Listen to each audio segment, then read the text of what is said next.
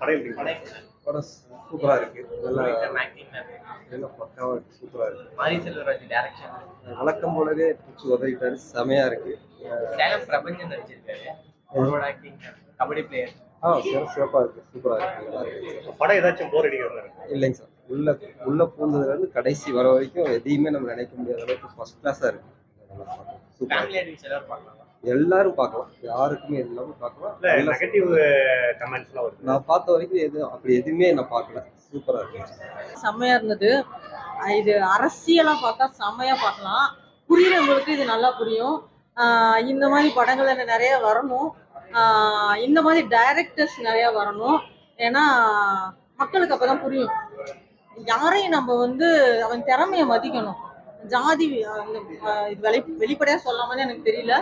ஆனா ஜாதியை வச்சு எவனையுமே ஒடுக்கவே கூடாது. நம்ம தமிழ்நாடு மாறணும், இந்தியா மாறணும். அதுக்காக இந்த படங்கள் வரணும். நம்ம ரசிகர்களை கொண்டாடணும். ஆனா அது வேற விளைவை ஏற்படுத்திடக்கூடாது. திருந்தணும் எல்லாம். பேக்ரவுண்ட் மியூசிக்லாம் மேடம் செமையா இருந்தது எல்லாமே. படத்துல உங்களுக்கு பிடிச்ச சீன் என்ன? எனக்கு பிடிச்ச சீன் என்ன சொல்றது, எல்லாமே பிடிச்சிருந்தது. மாரி செல்வராஜுக்காக தான் நாங்க வந்தோம். எங்கேயுமே இல்லை, கரெக்டாக கொண்டு போயிருக்காங்க. முக்கியமா கேஸ்ட் இது மாதிரி பார்த்துட்டு அவங்களுக்குள்ளதான் அடிச்சுட்டு இப்படி கேஸ்ட்ல இருக்கவங்க யாரும் இன்டர்கேஸ்ட்னு அடிச்சுக்கிறது நல்லா காட்டியிருக்கு. பேக்ரவுண்ட் மியூசிக் வருது. இல்லை, எல்லாமே கிளீனா பண்ணியிருக்காங்க. எந்த இடத்துலையும் லேக்லாம் சலிப்பே தட்டல. படம் ஃபுல்லாகவே பார்க்கலாம், கண்டிப்பாக பார்க்கலாம். சீட்டோட எஜ்ஜில் தான் கடைசி எல்லாமே படம். இல்லை, படத்தோட கதை ரொம்ப ஸ்ட்ராங்காக இருக்கிறதுனால சாங்ஸில் அவ்வளோ. பட் ஆனால் சாங்ஸுமே நல்லா தான் பண்ணியிருக்கு. கதை ரொம்ப ஒர்க் ஆகுது. Out of 10. மேடம் படம் எப்படி நல்லா இருந்துச்சு. படம் எப்படி நல்லா இருக்கு. ஏதாவது லாகிங் மாரி செல்வராஜ் எப்பயும் போல தான் பண்ணியிருக்காரு. அவரு தான் நிரூபிச்சிருக்காரு இந்த வாட்டி. சினிமாட்டோகிராஃபி நல்லா பண்ணிருக்காங்க, மியூசிக் நல்லா பண்ணிருக்காரு. பிரபஞ்சன் அண்ணா சூப்பராக பண்ணியிருக்காரு. இருக்காரு அவர் மேட்ச் நிறையா லைவாக பார்த்துருக்காங்க. அண்ணா சூப்பர். இன்னும் கொஞ்சம் சீன்ஸ் பார்த்துருக்காங்க. பிரபஞ்சன் அண்ணா சூப்பர். படத்தில் லாகிங் ஏதாச்சும் இருக்கு? அது மாதிரி ஒன்று. தேங்க்யூ. படம் எப்படி இருக்கு? சூப்பரா இருக்கு. சூப்பர். பிடிச்சிருக்கா? சூப்பர். கபடி பார்க்குற மாதிரி இருக்கு. நல்லா இருந்துச்சு. சூப்பராக இருந்துச்சு. லேக்ல அது மேலே எல்லாரும் நல்லா பார்க்க வேண்டிய படம். ஆக்சுவலி சூப்பராக இருந்துச்சு. ஜெயிச்சு மேலே வர மாதிரி நல்லா இருக்கும் படம். சூப்பராக இருக்கும், பாருங்க. டியூடுக்கு பார்த்தா அது நல்லா இருக்குங்க. டியூடுக்கு வேணும் சார். படம் எப்படிங்க சார்? நல்லா இருக்கு. One time watch. First half 2 தடவை பார்க்கலாம், செகண்ட் ஹாஃப் ஒரு தடவை பார்க்கலாம். பைசன் படம் எப்படி இருக்கு? பைசன் ஒரு நல்ல படம் தான். ஆனால் நிறைய இடத்துல லேக் அடிக்கும். அது அந்த கதையை சொல்கிறதுக்கு அந்த லேக் பொருத்தமானது தான். பட் ஆனால் இன்னும் கொஞ்சம் கிரிப்ஸாக கட் பண்ணியிருக்கலாம். ஆனால் ஒவ்வொரு ஃப்ரேமுமே சூப்பராகவே பண்ணியிருக்காங்க. யார் சினிமாட்டோகிராஃபின்னு தெரில, அவர் ரொம்ப சூப்பராக பண்ணியிருக்காரு. அதுக்கப்புறம் நம்ம துரு விக்ரம், அவர் தான் இந்த படத்தோட ஸ்டோல்மேட்டு. ஃபுல்லாகவே அவர் வேறு லெவலில் பண்ணி போயிட்டாரு. அப்புறம் நம்ம பசுபதி, அப்புறம் அந்த அக்கா கேரக்டர் பண்ண பொண்ணு பேர் தெரில எனக்கு. மற்றபடி எல்லாருமே ரொம்ப சூப்பராக நினச்சிக்கிறாங்க. நம்ம லால் தான். லால் ஒரு இடத்துல வருவார். நம்ம வட சென்னை தினேஷ், அவர் பேர் என்ன தெரில. அந்த வட சென்னையில் நடித்தவர் அந்த ராயனா, ஒரு பேர் தெரில, அமீர் செம்மையாக பண்ணியிருக்காரு. ரொம்ப சூப்பராக இருக்குது படம் பார்க்குறப்ப. இன்ட்ரெஸ்டிங்காகவும் இருக்குது. மியூசிக் ரொம்ப நல்லா இருக்குது. இன்னும் கொஞ்சம் நல்லா போட்டிருக்கலாம். ஆனால் மியூசிக் ரொம்ப ரொம்ப நல்லா இருக்குது. இந்த படத்துக்கு அந்த மியூசிக் அந்த அளவுக்கு தான் இருக்கணும். ஏன்னா படம் ரொம்ப வேகமாக போகாமல் ரொம்ப மிதமாக போகாமல் மீடியமாக போயிட்டுருக்கு. இந்த படத்துக்கு தேவை தான். பிடிச்ச சீன் அந்த அந்த ரன்னிங் ஓடிட்டே ஒன்று யோசிப்பார். ஆகுனா சோகம் வந்தாலும் ரன்னிங் ஓடுவார், சந்தோஷம் இருந்தாலும் ரன்னிங் ஓடுவார். அந்த ஒரு மாதிரி சீன் நல்லா இருக்குது. அதுக்கப்புறமேட்டு அந்த கபடி காட்டுற சீன்ஸ்லாம் ரொம்ப ரொம்ப சூப்பராகவே பண்ணியிருக்காங்க. நம்ம ஏதோ ஒரு படத்தை பார்த்த மாதிரி இது, ஆனால் எந்த படத்தை பார்த்த மாதிரி தெரில. அந்த ஸ்டைலில் இருக்கும். அந்த ஸ்டைலில் கொஞ்சம் லைட்டாக இருக்கும். பட் ஒரு அடிமட்ட லெவல்லேருந்து ஒருத்தர் மேலே வர்றது தான் கதை. அதை இன்னும் கொஞ்சம் நல்லா காட்டியிருக்கலாம். ஆனால் இதில் ரொம்ப சூப்பராக காட்டியிருக்காங்க. இதில் ஆடு, பைசன் இது ரெண்டையும் மையமாக வச்சு காட்டியிருக்காங்க. அங்கங்கே நாய் வரும். இன்னும் பண்ணி தான் காட்டல இந்த படத்தில். பண்ணி அடுத்த படத்தில் காட்டுவார் நடிகர். அதனால் நம்ம அன்டோல் ஸ்டோரி, நம்ம டோனி த அன்டோல் ஸ்டோரி பார்த்துருப்போம்ல, அதே மாதிரி தான் இந்த படம் பார்க்குறப்ப இருக்குது. அதே 7 நம்பர் போட்டு தான் இவர் வருவார். ஸோ அதனால் இன்னும் ஈஸியாக கனெக்ட் ஆகுது. அது டோனி ஃபேன்னு நினைக்கிறவர் நம்ம மாரி செல்வராஜ். அதனால் அந்த 7 கரெக்டாக போட்டிருக்காரு. யாருக்கு போடணுமோ அவங்களுக்கு போட்டிருக்காங்க. ஓவராலாக பார்க்கும்போது ஒரு ஃபுல் ஃப்ளெஜ்டான ஒரு சூப்பர் படம்.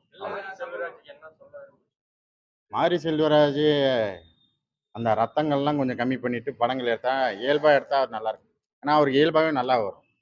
அதை வந்து அந்த இயல்பாக எடுத்தால் நல்லாயிருக்கும். அப்புறம் அந்த ஜாதியை பற்றி மட்டுமே பேசாமல் மற்றதெல்லாம் சொன்னால் நல்லா இருக்கும்னு நினைக்கிறேன். ஏன்னா ரஞ்சித்தும் நம்ம மாரி செல்வராஜ் 2 ஜாதி பிடிச்சி தொங்கிட்டு இருக்கிறாங்க இது வரையும். பட் அதை தாண்டி யோசிக்கலாம். அதை தாண்டி வச்சா நல்லா இருக்கும்னு நினைக்கிறேன். இல்லை அதுக்கெல்லாம் இப்போ போராட்டம்லாம் வேற பண்ணுறாங்க. அது வந்து எங்கள் ஜாதி பற்றி இவ்வளோ கேவலமாக பேசிட்டாங்க அப்படின்னு சொல்லிட்டு போராட்டம்லாம் நடத்துகிறேன். பட் ஆனால் இது நிறைய கான்ட்ரவர்சி உள்ளே இருக்குது. அதை நிறைய அரசியல்லாம் பேசியிருக்காங்க. அதை நீங்கள் படத்தை பார்த்து தெரிஞ்சுக்கணும். 1993ல் ஒரு இடத்துல காமிக்கிறாங்க. அதுக்கு முந்தைய காலம்தான்.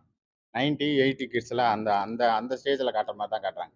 ஏன்னா நான் 91ல் தான் பிறந்தேன். அதனால் கொஞ்சம் முன்னாடி தான் காட்டியிருக்கேன். அதனால் அந்த ஒரு காலண்டர்லேயே காட்டியிருப்பாங்க 93 அப்படின்னு காட்டியிருப்பாங்க. ஏன்னா அந்த ட்ரிங்க் ஃபோனை வச்சு தான் பேசுகிறாங்க. அதனால் கொஞ்சம் பழைய காலத்து ஸ்டோரி தான். ரேட்டிங் நான் அடக்க விரும்புகிறேன். மாரி செல்வராஜ் அவரோட ரோலை கரெக்டாக பண்ணியிருக்காரு. என்ன அப்போ ஜாதினே அது ஃபுல்லாகவே வந்துட்டுருக்கு. படம் ஃபுல்லாகவே வந்துட்டுருக்கு. இந்த ஜாதியை விட்டு அவர் கொஞ்சம் வெளியே வந்தால் நல்லாயிருக்கும்னு நான் நினைக்கிறேன். அதான் துருவ விக்ரமுக்கு வந்து சின்ன வயசுலேருந்து, அதாவது அவங்க தாத்தா அப்பா அந்த பிளட்டுன்னு சொல்லுவாங்க இல்லையா, அதுலேருந்தே அவருக்கு அந்த கபடி பிடிக்கும். ஏன்னா அந்த ஊருக்காரங்க அந்த இதில் பிடிக்கும். ஸோ சின்ன வயசுலேருந்து அந்த கபடி தான் ஓடுறது, கபடி விளையாடுறது, சாப்பிட்றது அப்படியே போயிட்டுருக்கும். அந்த பிடி மாஸ்டர் தான் மெயின். அவர் இல்லைன்னா துருவ விக்ரம் வந்து அவ்வளோ பெருசாக வந்திருக்க முடியாது. அனுபவமா கேரக்டரு, அந்த கேரக்டர் எல்லாமே இருந்திருக்கலாம். சும்மா ஒரு மிஞ்சி போனால் 2.5 மணி நேரத்தில் ஒரு 1/2 hour தான் அவங்க போர்ஷன் இருந்திருக்கும். ஆமாம், அது லாஸ்ட்டாக வழி அனுப்பும்போது தருவாங்க அது. ஆமாம், இப்போ இவ்வளோ நடிச்சது படத்துக்கு அப்புறம் இந்த படம் நல்லா கம்பேக் தான். காமெடி ஃபன் மாரி செல்வராஜ் படத்தில் காமெடி ஃபன் எக்ஸ்பெக்ட் பண்ண முடியாது. இந்த படத்தில் இல்லை. ஃபேமிலி ஆடியன்ஸ் பார்க்கலாம். எல்லாருமே பார்க்கலாம்.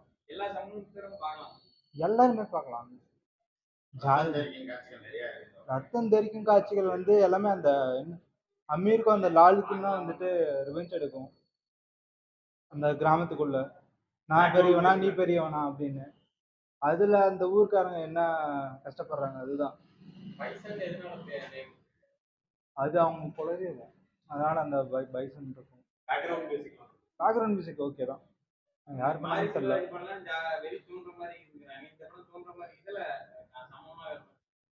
இல்லை, இந்த ஜாதியை விட்டு அவர் கொஞ்சம் வெளியே வந்தாலும் நல்லா இருக்கும். அதுதான் எனக்கு தோணுது. ஏன்னா அந்த ஜாதியை வச்சே ஃபுல் படமும் ஓடிட்டு இருக்கு. அவன் துருவ விக்ரமே ஒரு விஷயத்த கடுப்பாய் நான் யார்கிட்ட தான் பேசுறது, நான் யார்கிட்ட தான் பழகிறது, நான் எங்கே தான் போகிறது அப்படின்னு அந்த மாதிரி தாட்டுக்கு வந்துடுவான் துருவ விக்ரம். அப்படிதான் இருக்கும். மேபி இருக்கலாம். ஆ